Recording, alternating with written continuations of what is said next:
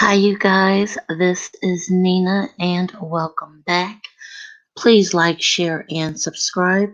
I can be found on Twitter at Love Radio 44132.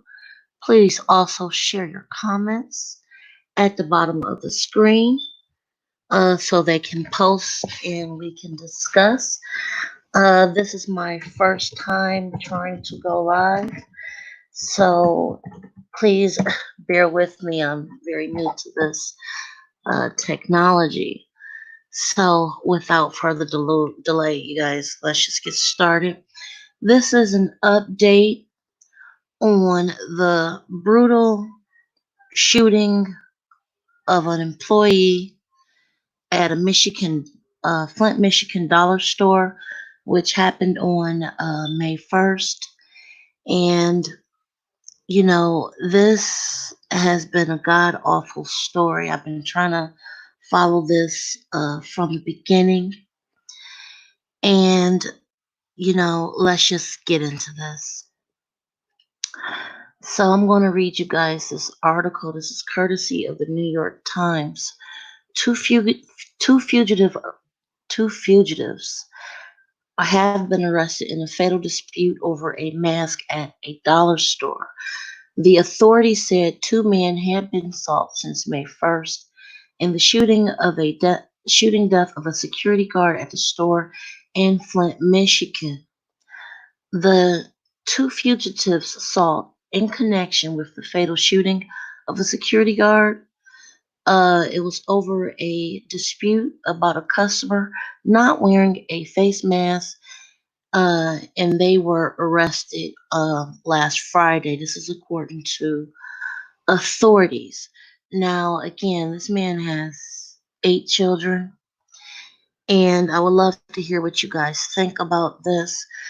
Some people are attributing this to mental illness, which is starting to, really take over people's minds during this stay at home order with these various states. Other people are saying that this just has to do with customers in general just going off and not really wanting to respect the law at this point. So please tell me what you guys think. The men, Raymond T. Bishop, 23, and his stepfather, Larry E. Teague, 44, were charged in the May 1st shooting, death of security guard Calvin Munerlin at the store in Flint, Michigan. Now, this is the husband and son of the female that originally had the shouting match with the security guard, and it said that 20 minutes later she came back to the store with her husband and son, and this is when the shooting happened. Also on Friday, two Flint residents, Laura Ann Mitchell, 44, and Terrence D. Finley, 43, were charged with obstruction of justice, harboring a felon, and related charges for their roles in getting Mr. Teague to Houston. So apparently, these two tried to help get the husband out of town. Um, no word on where they were headed, whether he had family in Houston. There's no word on that yet, but the police are saying that they rented a vehicle and drove Mr. Teague to Houston, helped him buy clothing, and rented a hotel room for him, Mr. Layton said, whom is one of the investigators. Information that came to the Flint police department helped tip off the authorities to the fugitives' whereabouts. The U.S. Marshal Service, the Detroit Fugitive Apprehension Team, and the Michigan State Police had offered a reward of up to $5,000 for information leading to the fugitive's arrest. Now, as of right now, there has not been any information released concerning how the husband was actually apprehended in Houston. I guess they want to keep that close to the vest for right now. This might be one of their investigative tactics. I can understand that. And also, last Thursday, a sister of Mr. Bishop, Bria S. Bishop, excuse me if I'm saying that wrong, she's 24, was charged with interfering with efforts to locate Mr. Teague and her brother.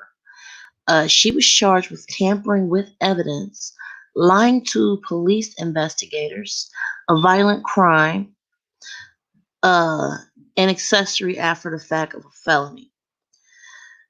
So she's being charged with felony counts also.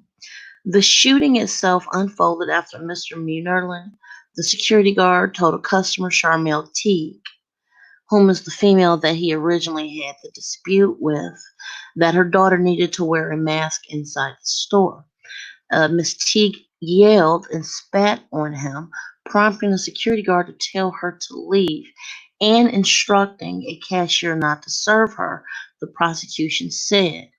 Miss Teague then left the store and called her husband, who returned to the store with her son. And then Mr. Bishop, the son, is accused of shooting Mr. Munerlin in the head. Miss Teague faces premeditated murder and firearms charges. Now, I'm going to tell you right now, you guys, this is completely senseless over a face mask. This is completely senseless. And in the broader scope, there are 8 children without a father.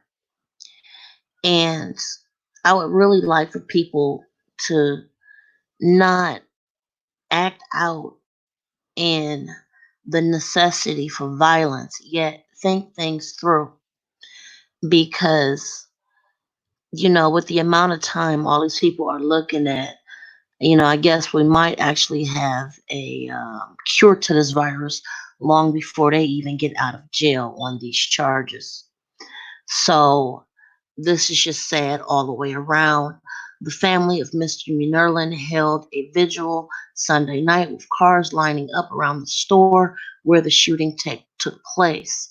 The shooting came as wearing a face mask or refusing to has become a hotly debated issue that has drawn deep divisions and protests.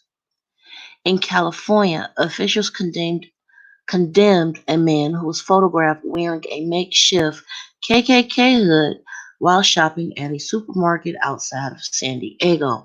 So obviously, this virus is bringing out a lot of strangeness per se. It's not enough now just to say watch your back. But I would definitely say, I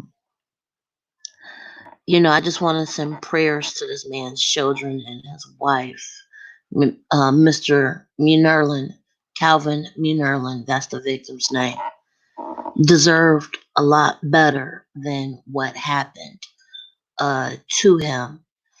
And I would really like for folks just to take a step back, think about what they're doing, and try to understand that, yes, we're all going through hard times right now.